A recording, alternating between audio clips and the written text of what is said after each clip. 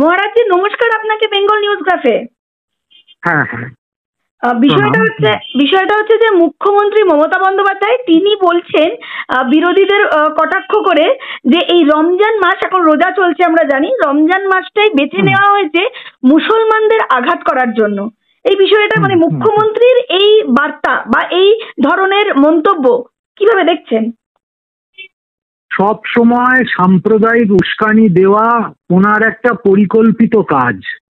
এর আগেও রামনবমীর সময় উনি বলেছিলেন যে রামনবমী উপলক্ষে গন্ডগোল হতে পারে, উত্তেজনা হতে পারে, রামনবমীর মিছিলে নানান রকমের সংঘর্ষ হতে পারে। ওনার বলবার পর আমরা কিন্তু রামনবমীর মিছিলে বিভিন্ন জায়গায় দেখেছি যে সেইভাবে সংঘর্ষ হয়েছে এবং উত্তেজনা তৈরি হয়েছে। আসলে উনি শান্তিতে হিন্দু এবং মুসলমান দুটো সম্প্রদায় থাকবে, যে যার মতো তার নিজস্ব ধর্মাচরণ করবে, এটা উনি মেনেই নিতে পারেন না। নাহলে আগ বাড়িয়ে এসব আলটপকা মন্তব্য করার কি প্রয়োজন আছে? আর রমজান মাসে মুসলমানদের ওপর হিন্দুরা কি আক্রমণ করছে, বরঞ্চ উল্টোটাই তো দেখতে পাওয়া যাচ্ছে। মুর্শিদাবাদের ঘটনা, মালদহের ঘটনা, এর উল্টো সত্যটাই আমাদের কাছে প্রকাশ করছে। ফলে এ জাতীয় কথা প্রশাসনের শীর্ষ স্তরে বসে উনি যে বলছেন, এটাতে কিন্তু পশ্চিমবঙ্গে এই দুটি সম্প্রদায়ের মধ্যে, হিন্দু এবং মুসলমান, তাদের মধ্যে সম্প্রীতি বিঘ্নিত হচ্ছে এবং ওনার কথার দ্বারা অন্য সম্প্রদায়ের মানুষ উৎসাহিত হচ্ছে এবং আরো একটা বিপজ্জনক পরিস্থিতির মধ্যে পশ্চিমবঙ্গবাসী চলে যাচ্ছে।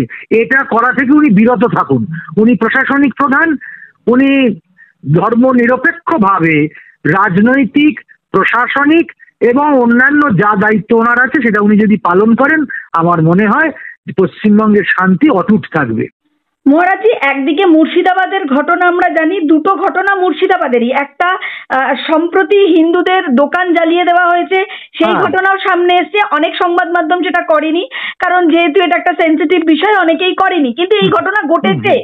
তো হিন্দুদের ঘর, দোকান, তাদের ব্যবসার জায়গা, দোকান নয়, ঘর পর্যন্ত দাউ দাউ করে জ্বলছে, এটাও আমরা সোশ্যাল মিডিয়াতে দেখতে পেয়েছি। ঘর বলুন, দোকান বলুন বা ব্যবসা করার যে জায়গাগুলো, সেগুলো পুড়িয়ে দেওয়া হয়েছে। এবং তার সাথে মুর্শিদাবাদে আমরা দেখেছি একজন ট্রেনে, বালুরঘাট ট্রেনে, কিভাবে একজন হিন্দু মহিলাকে একজন মুসলিম সম্প্রদায়, সেটা কি ঘটনা সেটাও আমরা দেখেছি। এই ধরনের ঘটনা যখন বাংলার বুকে চলছে, সেই সময়টুকুনিতে, সেই সময়ের মধ্যে দাঁড়িয়ে মুখ্যমন্ত্রীর এই মন্তব্য, তাহলে কি একটা সম্প্রদায়কে কোথাও এগিয়ে দিতে চাইছে? কি মনে হয়? সব সময় মুখ্যমন্ত্রী দুধেল গাইদেরকে সমর্থন করেন, তোষণের রাজনীতি করেন, ক্ষমতা আঁকড়ে থাকবার জন্য গোটা মুসলমান সমাজকে উনি ব্যবহার করছেন। তার মানে এই নয় যে উনি মুসলমান সম্প্রদায়ের খুব বিরাট পৃষ্ঠপোষক হয়ে গেছেন, এটা যেন মুসলমান ভাইরা আদপেও না ভেবে বসে। উনি ওদেরকে টার্গেট করে নিয়েছেন ওনার সিংহাসনটা অটুট রাখবার জন্য। ফলে এই যে ঠকবাজি একটা সংখ্যালঘু সম্প্রদায়ের ওপর হচ্ছে, এইটা যেন মুসলমান সম্প্রদায়ের মানুষেরা, শুভবুদ্ধি সম্পন্ন মুক্তমনা মুসলমানরা বুঝতে পারে। যেদিন বুঝতে পারবে সেদিন মুসলমান সম্প্রদায়েরও হিত, হিন্দুদেরও হিত। এটা সব সময় মাথায় রাখতে হবে। কিন্তু এই ধরনের মন্তব্য যদি মুখ্যমন্ত্রী করেন, তাহলে মুর্শিদাবাদের মতন ঘটনা তো আরো জায়গায় জায়গায় ঘটতে পারে। সেই জায়গায় দাঁড়িয়ে এইসব মন্তব্যগুলো করেই তো পশ্চিমবঙ্গের পরিস্থিতিকে উত্তাল করে ফেলছেন এবং এখানে চরম ল অ্যান্ড অর্ডার সিচুয়েশন হতে পারে। হ্যাঁ, ল অ্যান্ড অর্ডার তো ভেঙে পড়বে ওনার এই মন্তব্যে। এর আগে রামনবমীতে আমরা এই কাণ্ডই দেখেছি। উনি এবং ওনার পার্ষদরা যে আশঙ্কা আগে থেকে প্রকাশ করেছে, সেই আশঙ্কাই ফলবতী হয়েছে। উনি আশঙ্কা কেন প্রকাশ করছেন? পুলিশ মন্ত্রী তো উনি। যদি মনে হয় যে কোনো বিপদ হতে পারে, তাহলে উনি সেইভাবে প্রস্তুতি নিচ্ছেন না কেন? কেবলমাত্র বিপদ হতে পারে, আশঙ্কা হতে পারে, সংঘর্ষ হতে পারে, এই সমস্ত বলে উনি আরো তাকিয়ে দিচ্ছেন সাধারণ মানুষকে। সাধারণ মানুষ তার দ্বারা প্ররোচিত হচ্ছে। এটা একটা ঠান্ডা মাথার প্ররোচনা। এটা হিন্দুদের জন্য যেমন ক্ষতিকারক, মুসলিমদের জন্য সমান ক্ষতিকারক। একটা শেষ প্রশ্ন, দোল উৎসব আসছে, আমরা জানি দোল পূর্ণিমা। দোল উৎসব হিন্দু এবং বাঙালি নির্বিশেষে তারা সবাই পালন করে এবং এই দোল উৎসবে আমাদের শ্রীকৃষ্ণ, ভগবান শ্রীকৃষ্ণকেও করা হয়, পুজো করা হয়, আরাধনা করা হয়। কিন্তু বিষয়টা হচ্ছে যে প্রশাসনের তরফ থেকে জানানো হয়েছে এই দোল উৎসবে কিন্তু সকাল 11টার মধ্যে উৎসব পালন মানে উৎসব শেষ করে দিতে হবে, মানে যারা উৎসব পালন করবে করে বন্ধ করে দিতে হবে, এবং সেটা দিনটা পড়েছে শুক্রবার। এই বিষয়টাকে কিভাবে দেখছেন? তাহলে কি কোনো একটা সম্প্রদায়কে সুবিধা পাইয়ে দেওয়ার জন্য এই ধরনের নির্দেশ প্রশাসনের? ওনার কোনো এখতিয়ারই নেই। সনাতন ধর্মের কোনো উৎসবকে নিয়ন্ত্রণ করার ওনার এখতিয়ার নেই। উনি প্রশাসনিক প্রধান, উনি রাজনীতির একটা বিশেষ স্তরে আছেন, সমস্ত কিছু আমরা স্বীকার করছি এবং মানছি। কিন্তু যখনই উনি ধর্মীয় প্রধান হবার চেষ্টা করবেন, ধর্মকে রাজনীতির সঙ্গে বেঁধে দিয়ে দেশময় লঙ্কাকাণ্ড ঘটানোর চেষ্টা করবেন, তখন কিন্তু ওনাকে আমরা রেয়াত করব না।